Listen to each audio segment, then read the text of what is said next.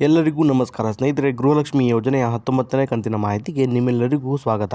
ಇವತ್ತು ಸರ್ಕಾರದಿಂದ 19ನೇ ಕಂತಿನ ಹಣಕ್ಕೆ ಭರ್ಜರಿ ಗುಡ್ ನ್ಯೂಸ್ ಬಂದಿರುವಂತದ್ದು ಸ್ನೇಹಿತರೆ. 19ನೇ ಕಂತಿನ ಹಣ ಜಮಾ ಆಗೋಕೆ ಈಗಾಗಲೇ ಕ್ಷಣಗಣನೆ ಶುರುವಾಗಿದೆ ಅಂತಾನೆ ಹೇಳ್ಬೋದು. ಇದರ ಬಗ್ಗೆ ಕಂಪ್ಲೀಟ್ ಮಾಹಿತಿ ಈ ಒಂದು ವಿಡಿಯೋದಲ್ಲಿ ಇದೆ ಸ್ನೇಹಿತರೆ. ವಿಡಿಯೋನ ತಪ್ಪದೆ ಸಂಪೂರ್ಣವಾಗಿ ಎಲ್ಲೂ ಸ್ಕಿಪ್ ಮಾಡದೆ ನೋಡಿ.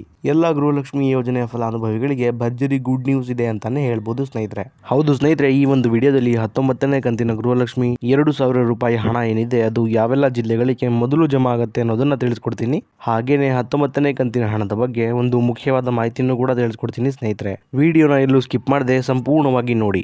ಅದಕ್ಕೂ ಮುಂಚೆ ನೀವೇನಾದ್ರೂ ನಮ್ಮ ಚಾನಲ್ಗೆ ಮೊದಲನೇ ಸಲ ಭೇಟಿ ಕೊಟ್ಟಿದ್ರೆ ದಯವಿಟ್ಟು ಸಬ್ಸ್ಕ್ರೈಬ್ ಮಾಡ್ಕೊಳ್ಳಿ ಸ್ನೇಹಿತರೆ. ಇದೇ ರೀತಿ ಗೃಹಲಕ್ಷ್ಮಿ ಯೋಜನೆಯ ಹೊಸ ಮಾಹಿತಿಗಳನ್ನ ಪ್ರತಿದಿನ ನಿಮಗಾಗಿ ಕೊಡ್ತಾ ಇರ್ತೀನಿ. ಹಾಗೇನೆ ಈ ಒಂದು ವಿಡಿಯೋಗೆ ಲೈಕ್ ಮಾಡೋ ಮೂಲಕ ಸಪೋರ್ಟ್ ಮಾಡಿ ಸ್ನೇಹಿತರೆ.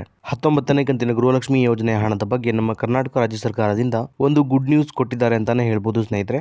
ಅದೇನಪ್ಪಾ ಅಂದ್ರೆ 19ನೇ ಕಂತಿನ ಗೃಹಲಕ್ಷ್ಮಿ ಹಣ ಏನಿದೆ ಅದು ನಾಳೆಯಿಂದ ಅಂದ್ರೆ ಇದೇ ಏಪ್ರಿಲ್ ತಿಂಗಳ 24ನೇ ತಾರೀಕಿನ ಗುರುವಾರ ಸಂಜೆ 5:30ರಿಂದ ಎಲ್ಲ ಫಲಾನುಭವಿಗಳಿಗೆ ರಾಜ್ಯ ಸರ್ಕಾರದ ಕಡೆಯಿಂದ 19ನೇ ಕಂತಿನ ಹಣ ಏನಿದೆ ಅದು ಜಮಾ ಆಗುತ್ತೆ ಅನ್ನುವಂತಹ ಒಂದು ಗುಡ್ ನ್ಯೂಸ್ ಸಿಕ್ಕಿದೆ ಸ್ನೇಹಿತರೆ. ಹೌದು ಸ್ನೇಹಿತರೆ, 19ನೇ ಕಂತಿನ ಗೃಹಲಕ್ಷ್ಮಿ ಹಣ ಏನಿದೆ ಅದು ಮೊದಲನೇ ಹಂತದಲ್ಲಿ ಸುಮಾರು 16 ಜಿಲ್ಲೆಗಳಿಗೆ ಜಮಾ ಮಾಡಲು ರಾಜ್ಯ ಸರ್ಕಾರ ಮುಂದಾಗಿದೆ ಅಂತಾನೆ ಹೇಳ್ಬೋದು ಸ್ನೇಹಿತರೆ. ಈಗ ಯಾವೆಲ್ಲ ಜಿಲ್ಲೆಗಳಿಗೆ ಮೊದಲನೇ ಹಂತದ 19ನೇ ಕಂತಿನ ಹಣ ಜಮಾ ಆಗುತ್ತೆ ಅನ್ನೋದನ್ನ ನೋಡ್ತಾ ಹೋಗೋಣ ಬನ್ನಿ ಸ್ನೇಹಿತರೆ. ಶಿವಮೊಗ್ಗ, ಮಂಗಳೂರು, ಹಾವೇರಿ, ದಕ್ಷಿಣ ಕನ್ನಡ, ಉತ್ತರ ಕನ್ನಡ, ಧಾರವಾಡ, ಬಳ್ಳಾರಿ, ಚಿಕ್ಕಮಗಳೂರು, ಹಾಸನ, ಉಡುಪಿ, ಕೊಡಗು, ಕೋಲಾರ, ರಾಯಚೂರು, ಗುಲ್ಬರ್ಗ, ಚಿಕ್ಕಬಳ್ಳಾಪುರ, ಬೀದರ್, ಬೆಳಗಾವಿ, ದಾವಣಗೆರೆ, ಹುಬ್ಬಳ್ಳಿ, ಇದಾದ್ಮೇಲೆ ಮೈಸೂರು. ಟೋಟಲ್ ಆಗಿ ಒಟ್ಟು 16 ಜಿಲ್ಲೆಗಳಿಗೆ ಅಂದ್ರೆ ನಾನೀಗ ತಿಳಿಸ್ಕೊಟ್ಟಂತಹ 16 ಜಿಲ್ಲೆಗಳೇನಿದೆ ಈ ಜಿಲ್ಲೆಗಳಿಗೆ ಮೊದಲನೇ ಹಂತದ 19ನೇ ಕಂತಿನ ಗೃಹಲಕ್ಷ್ಮಿ ಹಣ ಏನಿದೆ ಅದು ಮೊದಲನೇದಾಗಿ ಜಮಾ ಆಗ್ತಿರುವಂತದ್ದು ಸ್ನೇಹಿತರೆ. ಈಗ ಇಲ್ಲೊಂದು ಕ್ಲಾರಿಟಿನ ನಿಮ್ಗೆಲ್ಲರಿಗೂ ಕೊಡ್ತೀನಿ ನಾನು.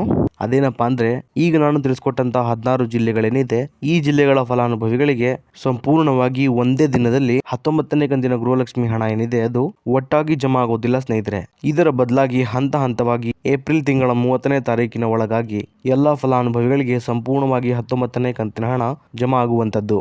ಯಾಕಂದ್ರೆ ಸಂಪೂರ್ಣವಾಗಿ ಎಲ್ಲಾ ಫಲಾನುಭವಿಗಳಿಗೆ ಹಣ ಜಮಾ ಆಗೋಕೆ ಕನಿಷ್ಠ ಅಂದ್ರೂ ಸಹ 15ರಿಂದ 25 ದಿನಗಳ ತನಕ ಸಮಯ ಬೇಕೇ ಬೇಕು ಅನ್ನುವಂತಹ ಅಪ್ಡೇಟ್ ಅನ್ನ ಲಕ್ಷ್ಮೀ ಹೆಬ್ಬಾಳ್ಕರ್ ಮೇಡಮ್ ಅವರು ಕೊಟ್ಟಿದ್ದಾರೆ ಸ್ನೇಹಿತರೆ.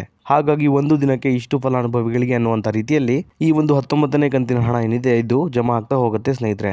ನಾನೀಗ ತಿಳಿಸ್ಕೊಟ್ಟಂತಹ 15ರಿಂದ 25 ದಿನಗಳ ಒಳಗಾಗಿ 19ನೇ ಕಂತಿನ ಹಣ ಏನಿದೆ ಅದು ಜಮಾ ಆಗುತ್ತೆ. ಆದರೆ 1 ಅಥವಾ 2 ದಿನದಲ್ಲಿ ಹಣ ಜಮಾ ಆಗಲಿಕ್ಕೆ ಸಾಧ್ಯ ಇಲ್ಲ. ಇಷ್ಟು ಮಾತ್ರ ಕ್ಲಾರಿಟಿನ ನೀವು ತಗೋಬೇಕಾಗತ್ತೆ.